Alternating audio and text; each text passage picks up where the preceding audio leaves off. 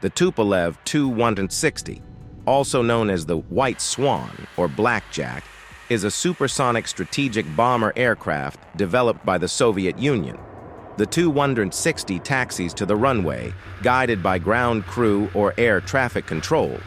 The aircraft's 4 engines are started, and the pilot follows the designated taxi route to reach the runway.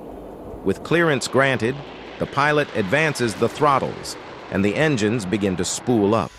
The Tu-160's engines are powerful and produce significant thrust, allowing the aircraft to accelerate rapidly.